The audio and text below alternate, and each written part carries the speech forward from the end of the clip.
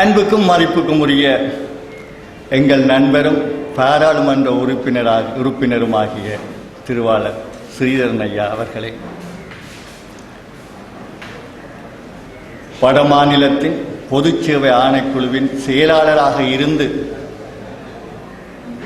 சிறப்பான பணியை ஆற்றிக் கொண்டிருக்கின்ற சேருடன் குரு சிஷ்ய பரம்பரையிலே மிகச்சிறந்த தொடர்பை கொண்டிருக்கின்ற திருவாளர் தேவேந்திரன் ஐயா அவர்களே, எங்கள் பல்கலைக்கழகத்தின் வணிக பீடத்தை அலங்கரித்து வடபுலத்து மக்கள், தமிழ் பேசும் மக்கள் அனைவரின், கல்வியலாளர்கள் அனைவரினதும் மனதில் நிறைந்திருக்கின்ற தேவராஜா சார் அவர்களே, தமிழிலே எங்கள் மனதை என்றும் நிறைத்துக் கொண்டிருக்கின்ற குழந்தை ஐயா அவர்களே, கோப்பாய் ஆசிரிய கலாசாலையின் ஸ்ரீஸ்கந்தமூர்த்தி சார் இருந்த காலத்திலே அவருடன் தொடர்ந்து பணியாற்றும் பாக்கியத்தை பெற்று இன்று அதிபராக அங்கு கடமையாற்றிக் கொண்டிருக்கின்ற கணவதி பிள்ளை ஐயா அவர்களே, கூட்டுறவு ஆணையாளராக இருக்கின்ற எங்கள் மணிவிழா நாயகனின் மனம் பரப்புகின்ற மாணவிகளில் ஒருவரான மதுமதி வசந்தகுமார் அம்மையார் அவர்களே, எங்கள் வடபுலத்துக்கு உரிதான 2 கல்லூரிகளில் ஆசிரியர்களை உருவாக்கி வருடாவரிடம் பிரசவித்துக் கொண்டிருக்கின்ற கல்வியற் கல்லூரியின் பீடாதிபதி அமுதலிங்கம் ஐயா அவர்களே, சாவகச்சேரியில் இணைந்த பாடசாலையாக, இன்னும் ஒரு தலை நிமிர்ந்து நிற்கின்ற பாடசாலையாக பலரை உருவாக்கி சிறப்பித்துக் கொண்டிருக்கின்ற ரிப கல்லூரியின் அதிபர் திரு அருந்தோபாலன் சார் அவர்களே, பின்னுக்கு சில பேரின் பார்வை சரியில்லாமல் இருக்கின்றது. ஆகவே இந்த வாழ்த்துரை சொல்லுகின்ற வந்தவர்களின் பேர் சொல்லுவதை இத்துடன் நான் நிறுத்திக் கொள்ளுகின்றேன். இதைவிட சுருக்கமாக சொல்லுவதற்குத்தான் எனக்கு அனுமதி வழங்கப்பட்டிருந்தது. ஆனால் இறுதியில் ஒரு வேண்டுகோள் விடுக்கப்பட்டது, வந்திருப்பவர்களை சொன்னால்தான் நாங்கள் சிலவர்களை தவறு விடாமல் செய்வோம் என்று. இதில் இருக்கின்ற இந்த வாழ்த்துரை வழங்க வந்திருக்கின்ற ஏனைய பிரமுகர்கள் உட்பட உங்கள் அனைவரையும் வருகவென்று வரவேற்றுக் கொள்கிறோம். உங்கள் வரவு நல்வரவாகட்டும். இதை தவிர இங்கே இவரின் கல்வி சேவையால் கவரப்பட்டு சமூக பணியினாலே ஈர்க்கப்பட்டு இலங்கையில் எங்கெங்கெல்லாமோ இருந்து, அம்பாறையில் இருந்து முந்த நாள் வந்திருக்கிறார் ஒருவர், வவனியாவில் இருந்து ஒருவர் வந்திருக்கின்றார், திருகோணமலை, மன்னார், பல பிரதேசங்களில் இருந்து, யாழ் மாவட்டத்தின் எல்லா பிரதேசங்களிலும் இருந்து வருகை தந்து கொண்டிருக்கின்ற கல்வியலாளர்களே, நண்பர்களே, இந்த மண்டபத்திலே நிறைந்திருக்கின்ற ஏனைய ஆர்வலர்களே, உங்கள் அனைவரையும் இந்த மணிவிழா சபையின் அடுத்ததுக்கு சரி என்றால் நான் காணும் அனைவரையும் நாங்கள் வரவேற்றுக் கொள்வதிலே மிகுந்த மகிழ்ச்சி அடைகின்றோம். 2 விடயங்கள் முக்கியமானவை சொல்ல வேண்டும். ஆறுமுகம் ஸ்ரீஸ்கந்தமூர்த்தி, 6 ஸ்ரீஸ்கந்தமூர்த்தி, அவர் ஆறுமுகப் பெருமானின் கோபுரத்தை பார்த்துத்தான் நெத்திரியால் எழும்ப வேண்டும் என்பதற்காக அங்கு இல்லம் அமைத்திருக்கின்ற 6 ஸ்ரீஸ்கந்தமூர்த்தி என்றபடியே அவர் ஆறுமுகனை வணங்கி ஆறுமுகனின் மணியோசை கேட்டுத்தான் எழும்புவார். ஆகவே 6 ஸ்ரீஸ்கந்தமூர்த்தி. அவருடைய வார்த்தைகளை கேட்டமென்றால் எங்களுக்கு ஒரு ஆறுதல் வரும். எந்த துன்பத்தில் சென்றாலும் வார்த்தைகளை தேன் அமுத சொல்லோன் என்று சொன்னார்கள். அவரின் அமுதமான சொல்லை கேட்டாலே, அதுவும் குளிரூட்டியில் வைக்கப்பட்ட தேனமுத சொல்லோன், அவரின் சொல்லை கேட்டால் எங்களுக்கு ஒரு ஆறுதல் வருகின்ற காரணத்தாலே 6 ஸ்ரீஸ்கந்தமூர்த்தி. அவர் வீட்டை சென்றவர்கள் வயிறார உண்ணாமல் வர முடியாது. ஆகவே அவர் 6 ஸ்ரீஸ்கந்தமூர்த்தி. இன்றைய தினம் 16. ஆகவே எல்லா வகையிலும் இந்த ஆறுமுகனுக்கு உரித்தான 6 ஸ்ரீஸ்கந்தமூர்த்தி ஐயா அவர்களுக்கு இந்த மணிவிழா எடுப்பதற்கு எங்களுக்கு சந்தர்ப்பம் கிடைத்தது பெரும் பாக்கியம். இந்த நேரத்திலே வருகை தந்து கொண்டிருக்கின்ற எங்கள் நெல்லை ஆதீன முதல்வர் சோமசுந்தர தேசிக ஞான சம்பந்த பரமாச்சாரியா சுவாமிகள் அவர்களை நாங்கள் ஒருமுறை வரவேற்றுக் கொண்டு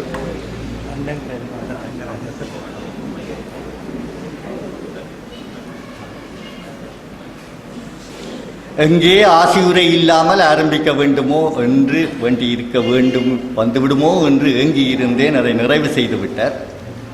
நீங்கள் இலங்கையின் பல பாகங்களில் இருந்து வருபவர்களை பற்றித்தான் அறிந்திருப்பீர்கள். தெய்வ சங்கல்பம் என்று சொல்லுவது இதுதான். அவருடன் கடமையாற்றியவர் பழையிலே கடமையாற்றிய காலத்திலே அவருக்கு அனுசரணையாக வழிகாட்டியாக இருக்கக்கூடியவரான திரு தங்கராஜா சார் கடல் கடந்து இங்கிலாந்திலிருந்து வருகை தந்திருக்கின்றார். இந்த விழாவின் மகத்துவத்தை சிந்தித்து பாருங்கள். இந்த விழாவை எடுப்பதற்கு எங்களுக்கு ஒரு சிக்கல் இருந்தது. மணி விழா என்று சொன்னாலே தமிழ் கருத்தும் ஆங்கில கருத்தும் இருக்கின்றது. தமிழ் கருத்து அனைவருக்கும் தெரியும். ஆங்கில கருத்து மணி இருந்தால்தான் விழா என்றபடியாக மணி விழா.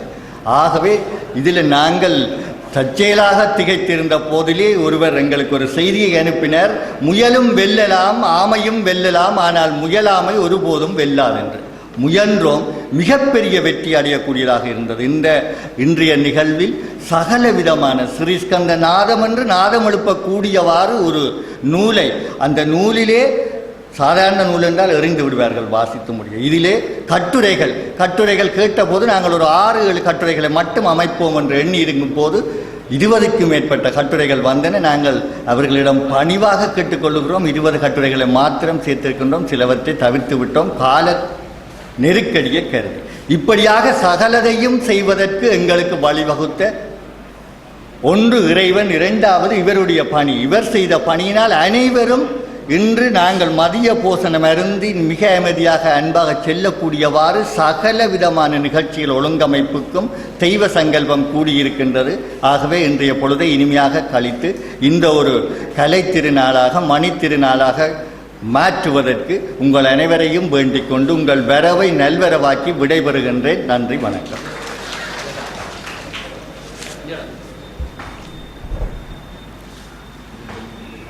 பெரியோர்களே, இந்த அவை சான்றோர் பெருமக்களால் நிரம்பி வழிகிறது.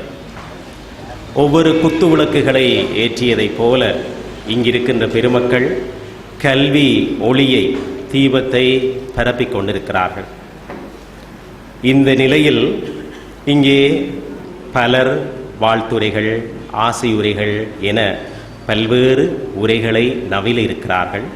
அத்தகைய பெருமக்கள் தாள்களை முதலில் பணிந்து கொள்கிறோம். பெரியோர்களே, இங்கே வரவேற்புரை நல்கிய அன்பிற்கினிய ரட்னசிங்கம் சேர் அவர்கள் எல்லா பெருமக்களையும் விழித்து அந்த வரவேற்புரையை அமைத்திருக்கிறார்கள். எனவே இனி வருகின்ற பெருமக்கள் இங்கே இருக்கக்கூடியவர்களை விழிக்க வேண்டிய அவசியம் இருக்காது என்று நாங்கள் கருதுகிறோம். அதற்குரிய நேரத்தை தவிர்த்து இங்கிருக்கக்கூடிய விழாநாயகருடைய மாண்பை 4-5 மணித்துளிகளுக்குள், 5 நிமிடங்களுக்குள் அமைத்து கொள்ள வேண்டும். எல்லோரும் சான்றோர் பெருமக்கள் அதனை கைக்கொள்வீர்கள் என்கின்ற நம்பிக்கையோடு முதலில் ஆசியுரைக்குள்ளே நுழைகிறோம். எங்கள் சைவத்தின் காவலராக திகழ்கின்ற நெல்லை ஆதீன குரு முதல்வர் 2வது குருமகா சந்நிதானம் ஸ்ரீ சோமசுந்தர தேசிக ஞானசம்பந்த பரமாச்சாரிய சுவாமிகள் இப்பொழுது ஆசியுரை நல்குவார்கள். அவரை அன்பாக வேண்டிக் கொள்கிறோம்.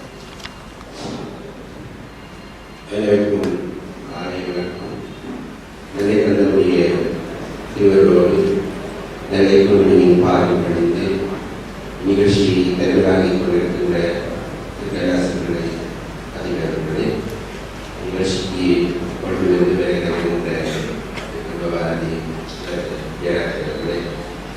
நிகழ்ச்சிக்கு கதாநாயகனாக இருக்கின்ற சிறந்தமூர்த்தி, தாயத்திலும் அசசியம்மா, கல்வியாளர்கள், பேராசிரியர்கள், தாய்மக்கள் அனைவருக்கும் உடைய காலை பொழுது நல்ல மகிழ்ச்சியாக அமைந்த செய்தியை பார்த்து அடியை மகிழ்ச்சி அடைகிறேன்.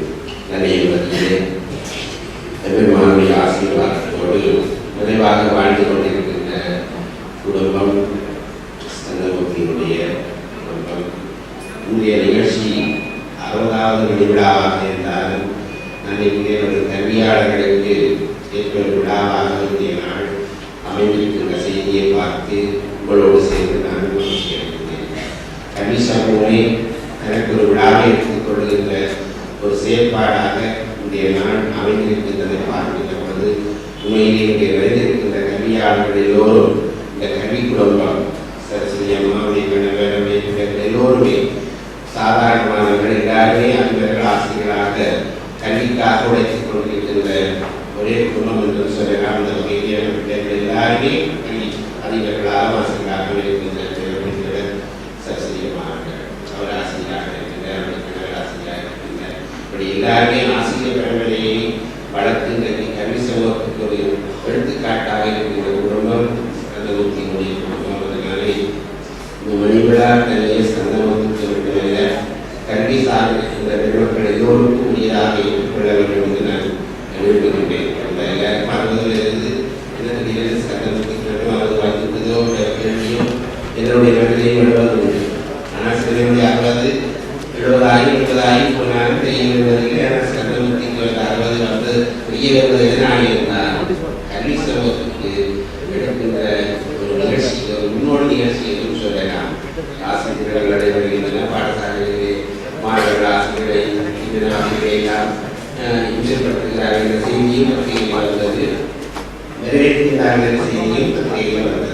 அதனால் இந்திய இளைய தலைமுறைகளுக்கு கல்வி சமூகம் எடுத்துக்காட்டுகின்ற ஒரு மணிவிழாவை தான் நான் நினைக்கிறேன். நல்ல நகர் நாவல் கல்விக்காக உழைத்திருந்த நாவல் காலங்களிலே நல்லூரிலே இந்த மணிவிழா நடைபெறுவது சொன்னார்.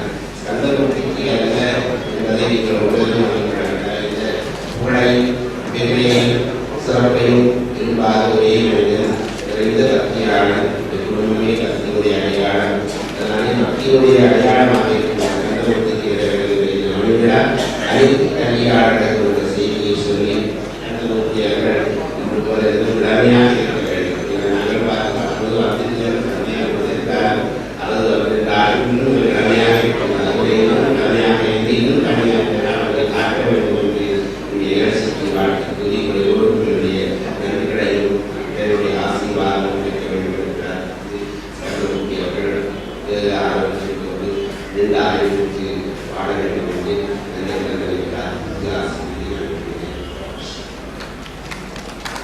பெரியோர்களே, இன்றைய விழா அருங்குணங்களுக்கான விழா, கல்விக்கான விழா என்று நல்வாழ்த்து ஆசி இசைத்த நெல்லை ஆதீன குரு முதல்வர் அவர்களுடைய தாள்களை பணிகிறோம். இந்த நேரத்தில் கம்பவாரதி ஜெயராஜ் ஐயா அவர்கள் கொழும்பிலே இருந்து இந்த விழாவிற்காக வருகை தந்திருக்கிறார். எதிர்வரும் நாட்களிலே ஆஸ்திரேலியாவிலே இடம்பெறுகின்ற கம்பன் விழாவிலே கலந்து கொள்ளுகின்ற ஒரு வேலை நெருக்கடியிலே இருக்கின்ற அவர் எங்கள் மணிவிழா நாயகர் மீது வைத்த அன்பு காரணமாகவும் அவருடைய மாணவர்களுடைய வேண்டுதலுக்கு இசைவாகவும் இங்கே வருகை தந்திருக்கிறார்கள். அவர்களுடைய வருகைக்கு எமது தயவான நன்றியை தெரிவித்து இந்த நேரத்தில் அவருடைய ஆசி உரையை நல்குமாறு பணிவாக வேண்டிக் கொள்கிறோம்.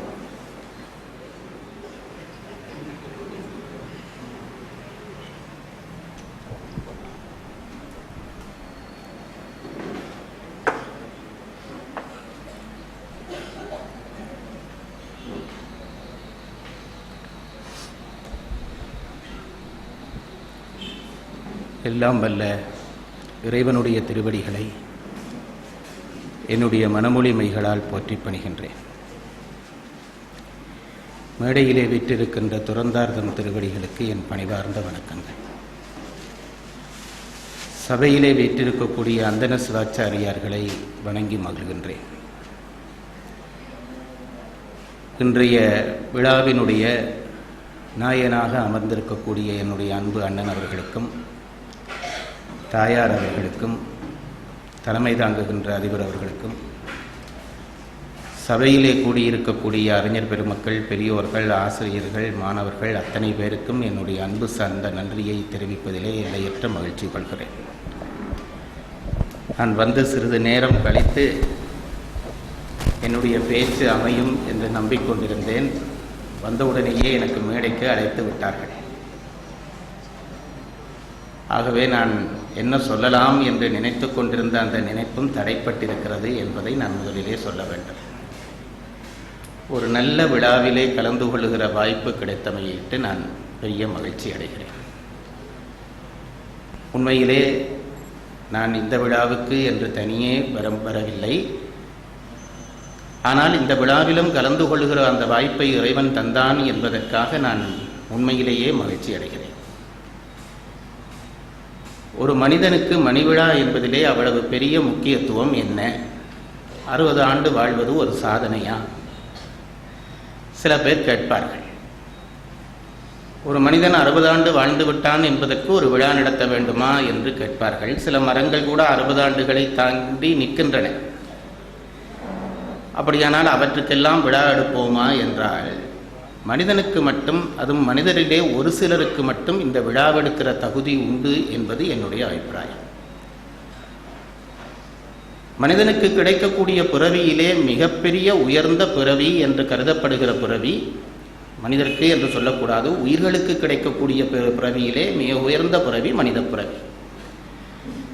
சிந்திக்கிற திறனை கடவுள் தந்து, பேசுகிற திறனை தந்து, சிரிக்கிற திறனை தந்து, மனிதனுக்காக சில தனித்தகுதிகளை தந்து கடவுள் நம்மை படைத்திருக்கிறார். அந்த படைப்பிலே இறைவன் தந்த அந்த தகுதிகளை பயன்படுத்தி எவன் சமுதாயத்திற்காக வாழ்கிறானோ அவன்தான் போற்ற தகுந்தவன். தனியே வாழ்ந்துவிட்டு நான் என்னுடைய பாட்டிலே 60 ஆண்டு வாழ்ந்தேன் என்பதிலே எந்த பெருமையும் இல்லை. எவன் ஒருவன் மற்றவர்களுக்காக இறைவன் தந்த தகுதிகளை தியாகம் பண்ணுகிறானோ, எவன் ஒருவன் மற்றவர்களுக்காக வாழ்கிறானோ அவன் போற்ற தகுந்த ஒருவனாக மாறுகிறான். பாரதி சொல்வான், பாரதி பராசக்தியிடம் வேண்டுகிற பொழுது ஒரு வேண்டுகோளை முன்வைப்பான். எனக்கு பாரதியினுடைய யதார்த்தம் நிரம்ப பிடிக்கும் என்றபடியால் இந்த பாடலை நான் ரொம்ப ரசிப்பேன். பராசக்திக்கு முன்னாலே நின்று அவன் ஒரு வரம் வேண்டுவான். தேடி சோறு நிதம் தின்று. இந்த முதல் அடியே மனிதர்களுக்கு முதுகிலே விழுகிற ஒரு சவுக்கடி. தேடி சோறு நிதம் தின்று. இவனுக்கு வேலை என்னவென்றால், பிறந்ததிலே இருந்து இவனுக்கு வேலை என்னவென்றால், இவன் ஏன் பிறந்தான் என்றால் சாப்பிடுவதற்காக பிறந்தான். நீங்கள் என்னை ஒரு மாதிரி பார்க்கக்கூடாது, அது என்னுடைய அம்சமே அப்படி அமைந்த அம்சம். அதில் பாரதி வைக்கிற கிண்டல்களை நாம் புரிந்து கொள்ள வேண்டும். தின்று என்கிறான். இவன் சாப்பாட்டை கூட அப்படி சப்பாம விழுங்குற ஆள். தேடி சோறு நிதம் தின்று. அதுவும் சும்மா சாப்பிட மாட்டான், தேடி தேடி தின்னுவான். இந்த கல்யாண வீட்டில் ஒருக்கா சாப்பிட்டு, அப்புறம் அங்கே ஒருக்கா சாப்பிட்டு, இதே கல்யாணம், சில பேர் ஒரு கல்யாண வீட்டிலேயே 3 சபையிலையும் இருந்து சாப்பிட்றவனும் இருக்கிறான். தேடி சோறு நிதம் தின்று. சாப்பிடுவதுதான் வேலை. அவனுக்கு ஒரு மணிவிழா எடுக்கிறது என்றால் அந்த மணிவிழாவிலே அவனை பாராட்டுவது என்றால் இவர் 60 ஆண்டுகளாக ஒரு 600 மூட்டை அரிசி சாப்பிட்டார், இதுதான் பாராட்டுரையாக இருக்கு. அப்படி அல்லாமல் அவன் நினைக்கிறான், பராசக்தி என்னை அப்படி விட்டு விடாதே, எனக்கு நீ ஆற்றலோடு என்னை படைத்த நீ என்னை அப்படி விட்டு விடாதே, தேடி சோறு நிதம் தின்று. அதுக்கு அடுத்தது சொன்னான், பல சின்னஞ்சிறு கதைகள் பேசி. எனக்கு அது ரொம்ப பிடிக்கும். சில பேர் என்னவென்றால், அது தொழிலுக்கு விசுவாசமானவர் என்று சில பேர் இருக்கிறார்கள். இப்போ என்ன சாப்பிடுகிற பொழுது என்ன செய்கிறான், வெளியில இருந்ததை உள்ளுக்கு அனுப்புகிறான். அரிசி சுண்டு கணக்கில் கொத்து கணக்கில் உள்ளுக்கு அனுப்பிட்டான். இப்போ இனி அதுக்கு ஒரு நியாயம் படைக்க வேண்டியபடியோ இந்த உள்ளுக்கு இருந்து வெளியில் விடுவான். தேடி சோறு நிதம் தின்று. பிறகு அவனுக்கு வேலை என்னவென்றால், இந்த சாப்பிட்டதுக்கு விசுவாசமா கதைக்கிறது தான் வேலை. எப்படி கதைப்பான் என்றால், பல சின்னஞ்சிறு கதைகள் பேசி. ஒருவருக்கும் பிரயோசனம் இருக்காது, ஒருவருக்கும் பயன்பாடு இல்லாமல், அவனுக்கும் பயன்பாடு இல்லாமல் சும்மா கதைப்பான். ஒரு பயனில்லாத கதை, ஒரு வீண் கதை. அவர்களை சான்றோர்கள் வெறுத்தார்கள். அப்படி பேசுகிறவர்களை. கண்ணகியையும் கோவலனையும் அழைத்துக் கொண்டு கவுந்தியடிகள் போகிறார். ஒரு இடத்திலே ஓய்வெடுக்க உட்காருகிறார்கள். அந்த பக்கமாக ஒருவன் வந்தான். ஒரு தம்பதியர் வருகிறார்கள். இளங்கோடிகள் சொல்வார், வம்பப்பரத்தையும் வருமொழியாளனும் என்று அவர்களுக்கு பெயர் வைப்பார். அதில் யார் என்றால், அந்த ஊரில் வம்புகள் இப்போ நாங்கள் சொல்கிறோம் பாருங்க, அப்பவும் இருந்திருக்கிறாங்க. நல்லாக்கள் கெட்டாக்கள் எல்லாரும் இந்த காலத்திலும் இருக்கிறாங்க.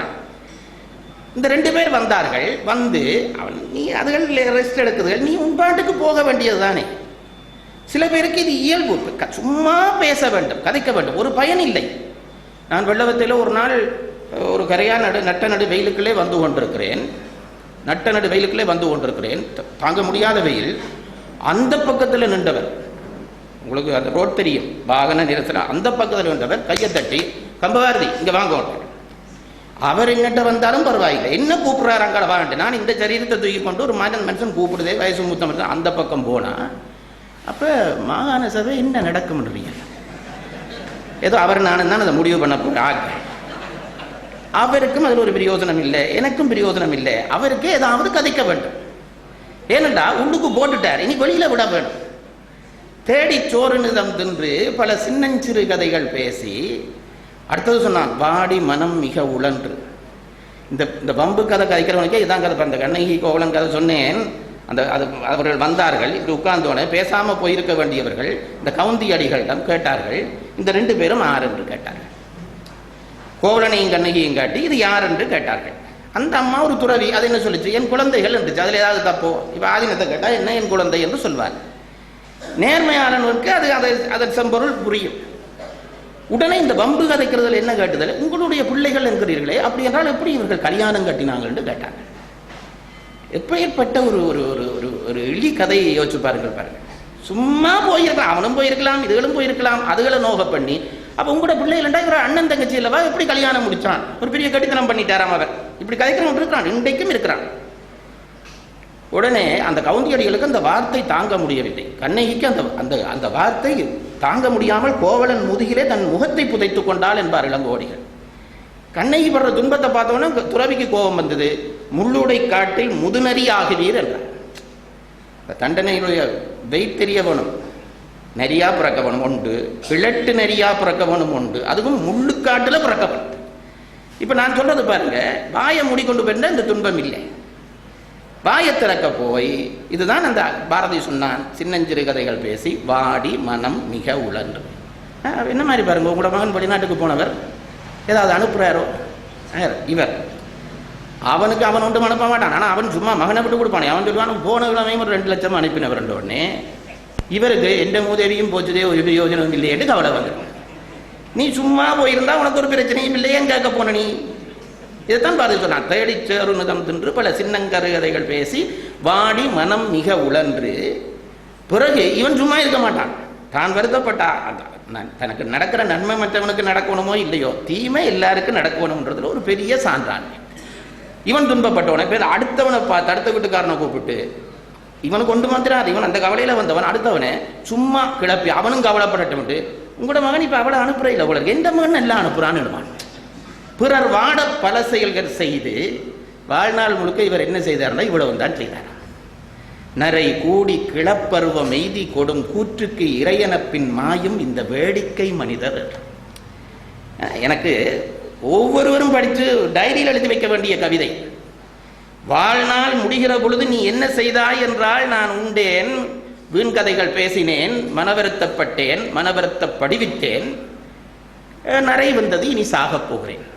இப்படி வாழ்கிறவனுக்கு 6வது மணி விழா கொண்டாடினால் அவன் முள்ளுடை காட்டில் முதுநெறி ஆவான். இதை ஏன் சொல்கிறேன் என்றால், இன்றைக்கு நடக்கிற மணி விழா இப்படி வாழாத ஒரு லட்சிய மனிதனுக்கு நடக்கிற மணி விழா. இதை நீங்கள் புரிந்து கொள்ள வேண்டும். ஸ்ரீ அண்ணா அவர்களை எனக்கு அவர்கள் குடும்பத்தை இளமையிலேயே தெரியும் என்று சும்மா சொல்ல மாட்டேன். அவர்களுடைய அம்மா எங்கள் இந்து கல்லூரியிலே ஒரு புகழ்பெற்ற ஆசிரியர். புகழ்பெற்றா எப்படி புகழ்பெற்ற, நான் அவர்கிட்ட படிக்க இல்லை. ஆனால் இந்து காலேஜில் வருஷம் மேகசின் வரும். அந்த மேகசினில் இந்த ஸ்கவுட் சின்ன படிய ஸ்கவுட் படம் வரும். அந்த படத்தில் இந்த அம்மா வந்து இதெல்லாம் கட்டி கொண்டு நிற்பான். எனக்கு ஒரு பொம்பளை, எங்களை இந்து காலேஜில் பொம்பளை வாசனையே கிடையாது. அதால் நட்டப்பட்டாக்கல நானும் ஒரு ஆள். இந்த அம்மா தான் அதுக்குள்ள ஒரு பொம்பளை, ரொம்ப கம்பீரமாக ஆணாசிரியர்களுக்கு சமமாக நிற்பார். எனக்கு அப்போதான் அந்த குடும்பத்தை அவர்கள் மூலமாகத்தான் அறிமுகம். அதுக்கு பிறகு ரொம்ப நாட்களுக்கு பிறகு நான் ஒரு பேச்சாளனாக மாறி மேடையேறி கம்பன் கழகம் அமைந்த பிறகு திருமுருகன் வந்தான். அது எனக்கு கிடைத்த ஒரு நல்ல பலமான உறவுகளிலே அவன் வருவான். கம்பன் கழகத்தில் என்னென்னா நாங்கள் நல்லா சண்டை பிடிப்போம்.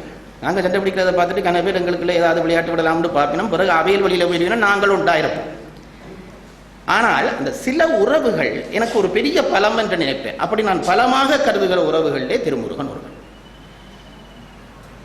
அப்போ திருமுருகன் வந்த பிறகு திருமுருகன் அது சொன்னால் கதை நீண்டு போக முடியும். ஞாபகம் பெரிய லிஸ்ட் இருக்குன்னு எனக்கு தெரியும். நான் அதிகம் பேசவில்லை, இப்போவே பேசிவிட்டேன். ஆனால் அது திருமுருகன் சொல்லி அனுப்பினவர் நீங்கள் பேச வேணும், அதுக்காண்டி பழியின்றா அவர்கிட்ட சொல்லுங்க. அதனாலே அந்த குடும்பத்தோடு நெருங்கி பழகிற வாய்ப்பு கிடைத்தது. அந்த குடும்பத்தோடு நெருங்கி பழகிற வாய்ப்பு திருமணனுடைய வருஷப்பிறப்பு அன்று அவர்கள் வீட்டுக்கு போவோம். எனக்கு அந்த அவர்களுடைய கூட்டு வாழ்க்கை என்பது எனக்கு ஒரு பெரிய சந்தோஷம். அது அந்த தாயார் தான் அந்த அந்த கொழு கொம்பு. அக்கா தங்கச்சி தான் தம்பி எல்லாருக்கும் பக்கத்தில் அந்த மருதாமணத்தில் வீடு கட்டி ஒரு வீட்டுக்கு நாங்கள் விசிட் பண்ண வேண்டியதான். எல்லா வீட்டுக்காரரும் வந்துடுவினம், தேத்தனி வரும், சாப்பாடு வரும்.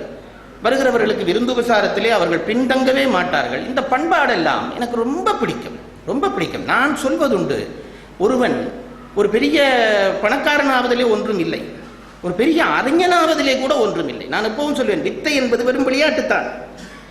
வித்தை என்பது வெறும் விளையாட்டுத்தான், அதில் ஒன்றும் பெருசில்லை. அது கடவுள் நமக்கு ஏதோ விதியாலே ஒவ்வொருத்தருக்கும் ஒரு வித்தையை தந்து விடுகிறார். அதை வைத்து நாங்கள் பெரிய ஆட்கள் போல காட்டிக் கொண்டிருக்கிறோமே தவிர, என்னுடைய ஆசிரியர் வித்வான் வேலன் சொல்வார், காக்கா கூட காக்கா ஆண்டு பறக்குது, உன்னால பறக்க முடியுமோன்னு கேட்பார். அப்ப அது உன்னை விட பெரிய வித்தைக்காரன். உண்மைதானே? இப்ப காக்கா ஆண்டு நெடுக பறக்குது, நீ பறக்கவும் முடியாது, காக்கா ஆண்டு நெடுக கத்து பார்ப்போம். அப்ப காக்கா உன்னை விட பெருசாண்டு கேட்டா இல்லை. அப்படித்தான் நாங்களும் ஒவ்வொரு காக்காவை பிடிச்சு வச்சிருக்கிறோம். நான் கம்பராமாயணத்தை பிடிச்சோம். இன்னொருத்தர் இது வித்தையிலே ஒன்றும் இல்லை. நான் சொல்வது, என்னை பொறுத்தளவிலே நான் நினைப்பது, ஒரு மனிதனை பாராட்ட வேண்டும் என்றால் முதல் அவன் மனிதனாக இருக்க வேண்டும்.